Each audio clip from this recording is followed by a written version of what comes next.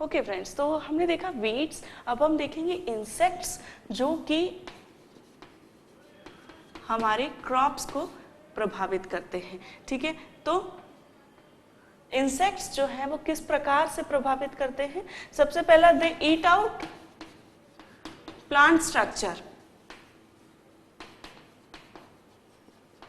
ठीक है, जैसे प्लांट में लीव्स हैं, ठीक है, या फ्रूट्स हैं, ठीक है, या फिर स्टेम्स है, उसे क्या करते हैं, खा लेते हैं, और इस प्रकार वो हमारी क्रॉप को, प्लांट को प्रभावित करते हैं। दूसरा, दे सक द स्टेम सैप। ठीक है, दे suck the shape from the stem. ठीक है, वो क्या करते हैं, जो स्टेम होता है, तना होता है प्लांट का, उस पर चिपक जाते हैं, और जो प्लांट सेप है, plant shape from the stem.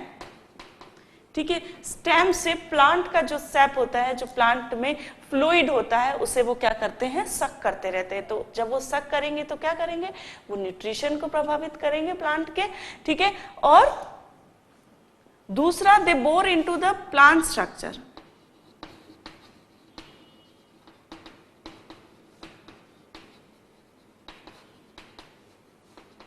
Like fruit में यदि वो बोर कर जाते हैं तो वो क्या करेंगे, they eat out the fruit from inside. ठीक है, या किसी और स्ट्रक्चर में यदि वो बोर कर गए तो they will eat out it completely.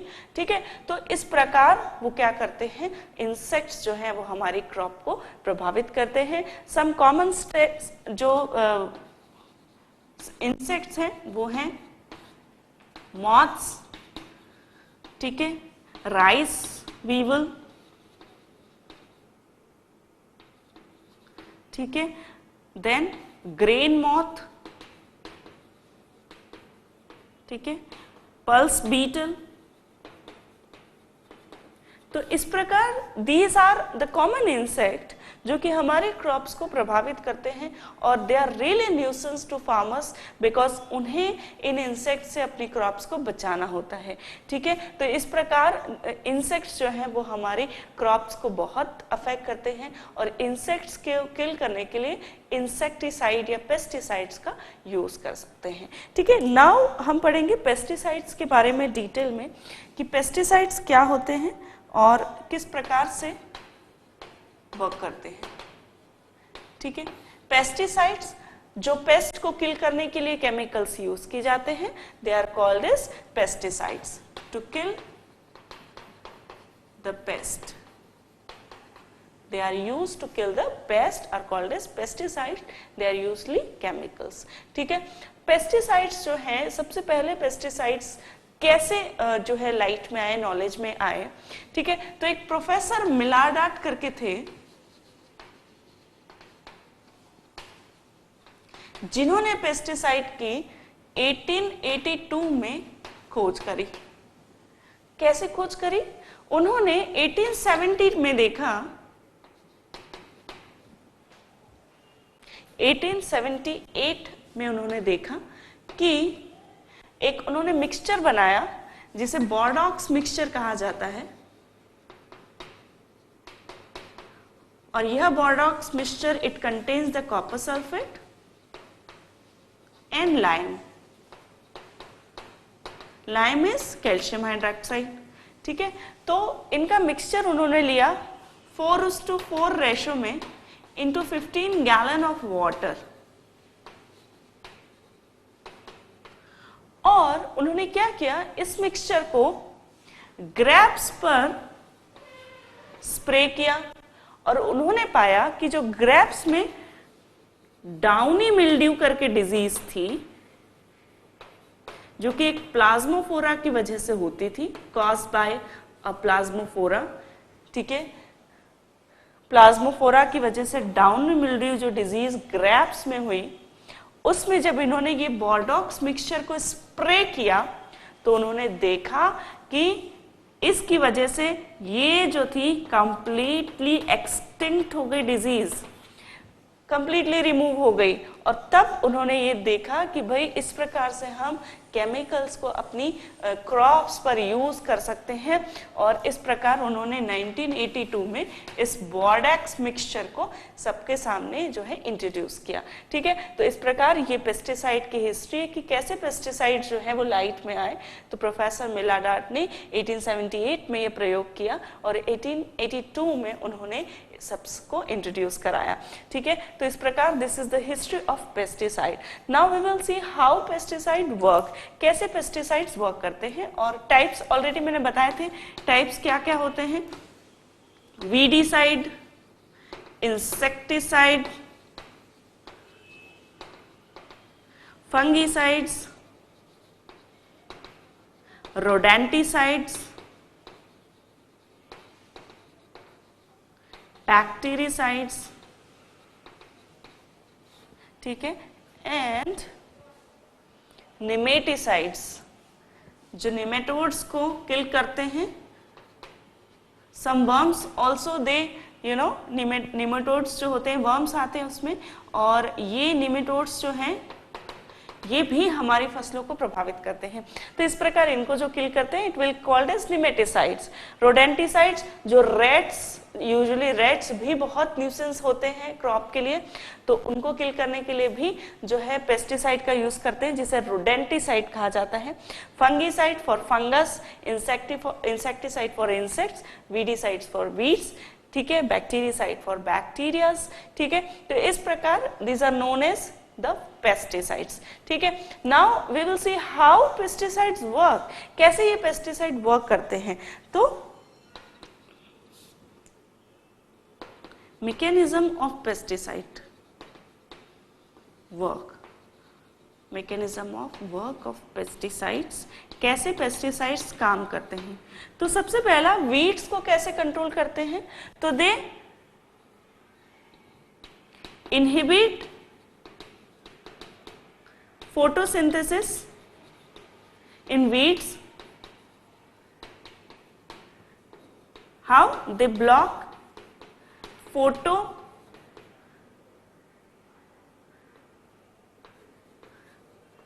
reaction 2।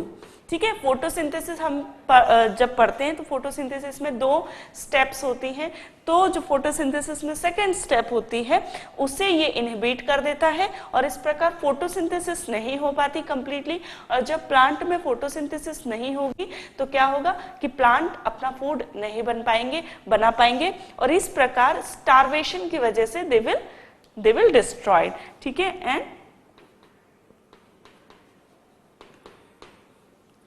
Destroyed due to starvation.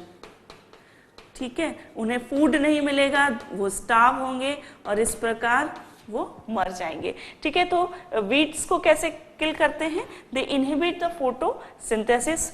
और दूसरा एक और है, they block the sieve tubes and they inhibit the translocation of nutrition. इसका क्या मतलब है,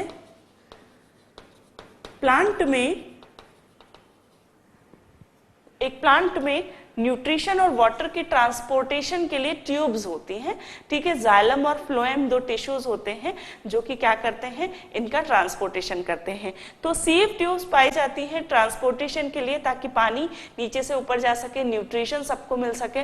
ठीक है, तो ये क्या करते हैं, वीडीसाइड्स ये सीव ट्यूब्स को ब्लॉक कर देते हैं, और जब ये सीव ट्यूब को ब्लॉक कर देंगे तो न्यूट्रिशन और वाटर प्लांट को नहीं मिल पाएगा, सभी एरिया में प्लांट को नहीं मिल पाएगा। और इस प्रकार जब सीव ट्यूब ब्लॉक हो जाएंगी तो ट्रांसलोकेशन जो है वो स्टॉप हो जाएगा न्यूट्रिशन और वाटर का। जब न्यूट्रिशन नहीं मिलेगा तो they will destroy due to the starvation. ठीक, तो इस प्रकार ये 2 तरीके हैं वीड्स को किल करने के। इंसेक्ट को कैसे किल करते हैं, they block the nerve impulse conduction या ट्रांसमिशन, और इस प्रकार इंसेक्ट को किल करते हैं। ठीक है, क्या करते हैं, जो नर्वस सिस्टम होता है उसमें नर्व इंपल्सेस एक स्थान से दूसरे स्थान पर जाती हैं, एक न्यूरॉन से दूसरे न्यूरॉन को जाती हैं, तो ये क्या करते हैं, इन नर्व इंपल्सेस को ब्लॉक कर देते हैं। ठीक है, ट्रांसमिट नहीं होने देते, और जब ये नर्व इंपल्स ट्रांसमिशन रुक जाएगा तो ऑफ कोर्स नर्वस सिस्टम जो है डेड हो जाएगा, और उसके result, as a result of this the insect will be killed. ठीक, फोर्थ है दे ब्लॉक द रेस्पिरेशन।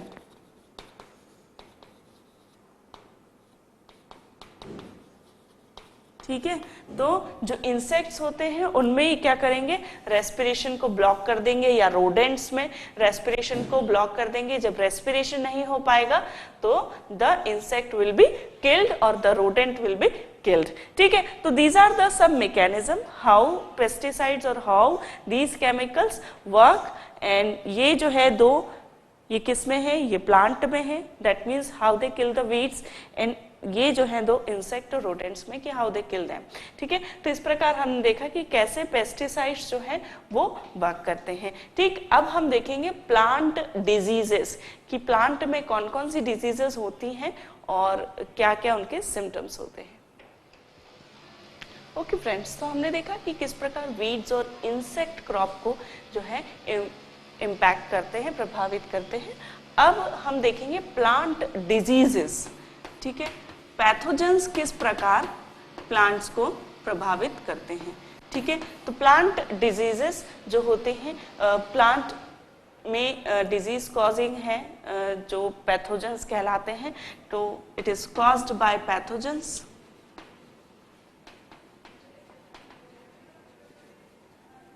ठीक है, तो प्लांट डिजीजेस जो है, कुछ सिम्टम्स हम उसके देखेंगे। उसके पहले हम देखेंगे पैथोजेंस के किस प्रकार के टाइप्स होते हैं। तो इनके टाइप्स क्या हैं जो कि हमारे प्लांट्स में डिजीज कॉज करते हैं। तो ये तीन प्रकार के हो सकते हैं। पहला है एनिमेट, ठीक है, जिसमें फंगस, बैक्टीरियास आते हैं, एंड ठीक है, तो these are called microbial, और कुछ एनिमल्स जैसे मॉथ एंड इंसेक्ट्स। ठीक है, मॉथ भी एक इंसेक्ट है, तो ये भी डिजीज कॉज करते हैं। तो एनिमेट में माइक्रोबियल और animal, these are to causing disease causing pathogens और disease causing agents in plants। ठीक है, तो ये एनिमेट देखा हमने। ठीक है, दूसरा है वायरल, caused by viruses। बहुत सारी डिजीजेस वायरसेस की वजह से होती हैं। और थर्ड वन है इनएनिमेट। ठीक है, तो एनिमेट में वो एजेंट्स आते हैं जो कि लिविंग है। ठीक है, लिविंग ऑर्गेनिज्म है। उसमें माइक्रोबियल, जिसमें जो कि माइक्रो ऑर्गेनिज्म से कॉज करती है, जैसे फंगस और बैक्टीरियास। ठीक है, दीज आर माइक्रोबियल पैथोजेंस और microbial agents of disease in the plant. Then animals, जो कि मॉथ और इंसेक्ट आते हैं, these are all animate agents of disease in the plant. Then viral हमने देखा, तो डिजीजेस बहुत सारी वायरसेस की वजह से भी होती है। देन इनएनिमेट, ठीक है, बहुत सारी प्लांट डिजीज कुछ फैक्टर्स की वजह से भी होती है, जैसे कि टेम्परेचर, जैसे कि स्मोक, जैसे कि गैसेस, जैसे कि सम मिनरल न्यूट्रिशंस। ठीक है, तो इनकी वजह से जब डिजीजेस होती हैं प्लांट में, तो disease means what, unveiling of plants. तो प्लांट यदि किसी भी कारण से अनवेल है तो उसे हम डिजीज कहेंगे। अब वो किन किन कारणों से अनवेल हो सकते हैं, या तो किसी फंगस ने या बैक्टीरिया ने उस पर अटैक करा हो, या मॉथ और इंसेक्ट उस पर जीवित हो, ठीक है, या वायरस ने उस पर अटैक किया हो, या कुछ इनएनिमेट ऑब्जेक्ट की वजह से, जैसे टेम्परेचर। एक पर्टिकुलर क्रॉप को पर्टिकुलर टेम्परेचर चाहिए होता है, ठीक है, पर्टिकुलर रेंज चाहिए होती है, जैसा कि मैंने बताया। यदि बारिश बहुत ज्यादा हो तो भी वो प्रभावित करेगी क्रॉप को, बहुत कम हो तो भी वो प्रभावित करेगी।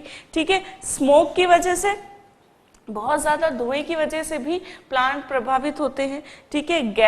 गैस की वजह से भी प्लांट प्रभावित होते हैं। मिनरल न्यूट्रिशन, यदि कोई न्यूट्रिशन बहुत कम है तो ऑफ कोर्स वो प्लांट को प्रभावित करेगा, ठीक है। जैसे मॉलिब्डेनम की डेफिशिएंसी कॉलीफ्लावर में विप्टेल डिसीज कॉज करती है,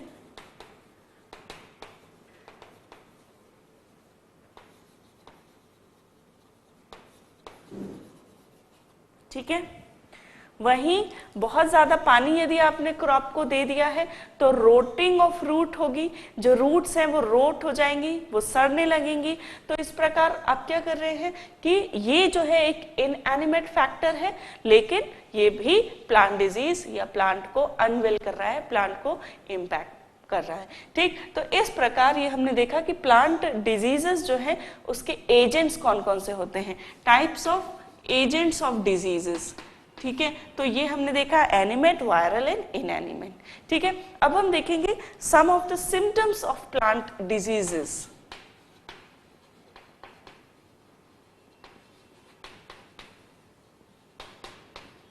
प्लांट डिजीज एक बहुत इम्पॉर्टेंट फैक्टर है, बहुत जो न्यूसेंस है फार्मर्स के लिए प्लांट डिजीजेस, क्योंकि यदि किसी एक क्रॉप को प्लांट डिजीज होती है तो वो पूरी क्रॉप को अफेक्ट करती है। तो इसलिए जल्दी से जल्दी यदि किसी प्लांट में कोई डिजीज आई है तो उसे रिमूव करना बहुत जरूरी होता है, ठीक है। तो अब हम देख रहे हैं कि सिम्टम्स ऑफ डिजीजेस क्या है, प्लांट डिजीज के सिम्टम्स।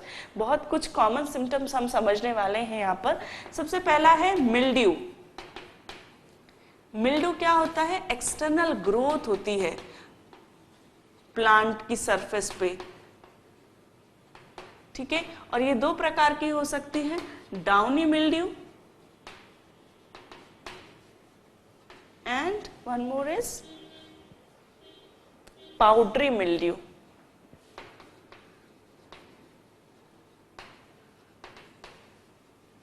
ठीक है। जैसा कि मैंने बताया था आपको, बोर्डेक्स मिक्सचर के जो खोज थी वो डाउनी मिल्ड्यू को ही उन्होंने जो है डिस्ट्रॉय किया था, खत्म किया था, एक्सटिंक्ट किया था इन द ग्रेप प्लांट, ठीक। तो डाउनी मिल्ड्यू में क्या होता है, जो पैथोजन होता है वो इंटरनल होता है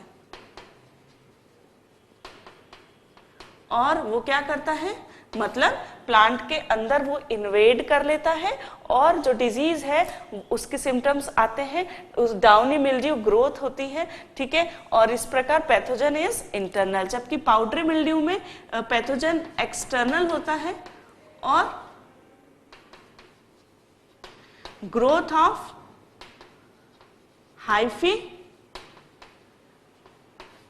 ऑन सरफेस, ठीक है। तो इस प्रकार पाउडरी मिल्ड्यू में एक फंगल ग्रोथ होती है हाइफी की और सरफेस पे, जब और जो पैथोजन है वो एक्सटर्नली होता है। तो mildew is a external growth on any plant, ठीक है। दूसरा है rust,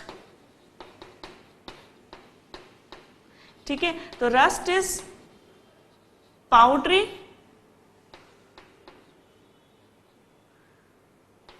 growth on surface of plant. तो जब पाउडरी ग्रोथ होती है सरफेस ऑफ प्लांट में तो उसे हम रस्ट कहते हैं, जो कि डिफरेंट कलर की हो सकती है, red, yellow, white and black, that is called as rust, ठीक है। रस्ट के बाद है smut. Smut is sooty or charcoal-like appearance of spores. So, example of smut of wheat, ठीक है। क्या होगा कि जो स्पोर्स है वो ब्लैकिश हो जाएंगे, सूटी और चारकोल लाइक हो जाएंगे, ठीक है। तो स्मट ऑफ व्हीट, ये मैं आपको बोलूंगी कि आप प्रेफर करिए कि ये डिजीज जो है आप इंटरनेट पे सर्च कीजिए और जब आप इसे देखेंगे तो आपके जो डाउट्स हैं और क्लियर होंगे। जब इमेज को हम देखते हैं instead of imaging that image, इसकी बजाय आप यदि लाइव उसको देखेंगे तो आपको ज़्यादा अच्छे से वो चीज़ याद रहेगी। ठीक है, तो इमेजिन करने के बजाय आप उसे डायरेक्ट लाइव देखिए इंटरनेट पे, सो दैट आपको क्लियरली समझ में आएगा। ठीक है, तो smut of wheat is example. ठीक है, डाउनी मिल्ड्यू का एग्जाम्पल ऑलरेडी मैंने बताया था कि ग्रेप्स में हमने देखा था। ठीक है, स्मट हमने देखा सूटी और चारकोल लाइक अपीयरेंस होता है। ठीक है, उसके बाद है blight. Blight means burned appearance, जला हुआ दिखेगा, उसे कहेंगे ब्लाइट ऑफ प्लांट। इसका एक एग्जाम्पल है लेट ब्लाइट ऑफ पोटैटो। इसमें क्या होगा, बहुत ज़्यादा गर्मी की वजह से ये बीमारी होती है पोटैटोज में, और उसके जो प्लांट है उसकी लीव्स बर्न्ड दिखेगी, साथ ही जो पोटैटोज हैं उसमें भी कुछ आपने देखा होगा, कई बार यदि आप पोटैटो घर पे काटते हुए देखा हो तो कई बार वो ब्लैकिश निकलता है, तो वो ब्लाइट कहलाएगा। That is a burned appearance of plant. ठीक है, तो late blight of potato is one example. ठीक है, उसके अलावा है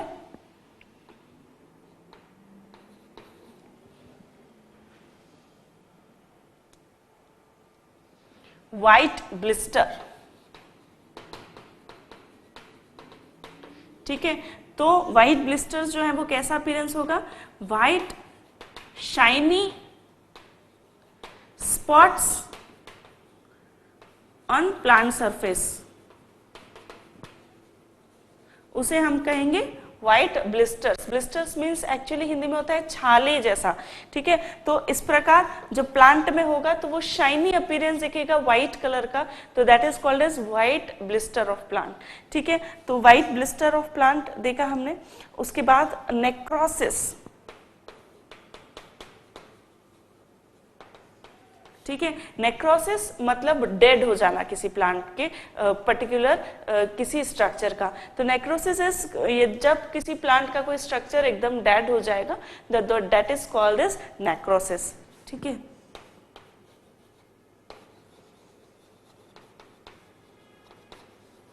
डेड पार्ट ऑफ प्लांट। ठीक है, देन विल्टिंग। विल्टिंग क्या होगा, जो सीडलिंग होते हैं, जो नया अंकुरण हुआ है, ठीक है, जब वो बहुत वीक होगा तो क्या होगा कि वो विल्ट हो जाएगा, झुक जाएगा पूरा, और जो नया जब उसमें इतनी शक्ति नहीं रहेगी कि वो पूरे प्लांट का वेट ले पाए, तो उसे कहेंगे विल्टिंग। ठीक है, तो weak seedling which cannot stand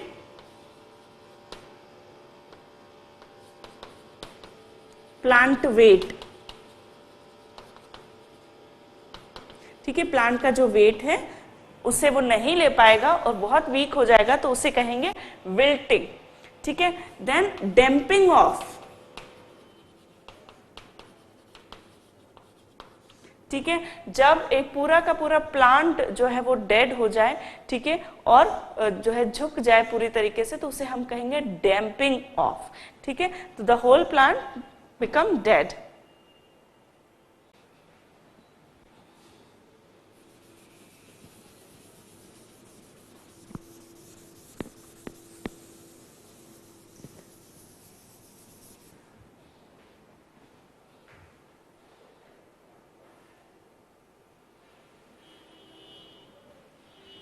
okay, अब हम देखेंगे नेक्रोसिस के बाद damping off. Damping off means, ठीक है, जब न्यू जो सीडलिंग्स होते हैं, जब बीज अंकुरित होते हैं और जब छोटे छोटे प्लांट बन जाते हैं तो उसे हम सीडलिंग्स कहते हैं। तो जब ये सीडलिंग्स बहुत ज़्यादा वीक हों, may be because of deficiency of nutrition और डेफिशिएंसी ऑफ एनीथिंग, तो वो वीक हो जाएंगे and they can not stand the whole plant weight, और इस प्रकार वो जो है विल्ट हो जाएंगे, विल्ट नहीं होंगे, वो डैम्प होने लगेंगे, तो उसे कहेंगे damping off weak seedling can not stand the weight of whole plant, can not stand the weight of whole plant. ठीक है, दूसरा है विल्टिंग। विल्टिंग में क्या है, ग्रोन प्लांट जो रहेगा बैंड हो जाएगा कंप्लीटली, उसे कहेंगे विल्टिंग। ठीक है, मे बी वीकनेस की वजह से। ठीक है, तो जब वो पूरा का पूरा प्लांट जो ग्रोन प्लांट है वो जब झुक जाएगा तो उसे विल्टिंग कहेंगे। ठीक है, और इसके अलावा एक और है स्कैब। स्कैब मीन्स क्या? ठीक है, जब एक रफ स्ट्रक्चर बन जाएगा किसी प्लांट पे तो उसे कहेंगे स्कैब।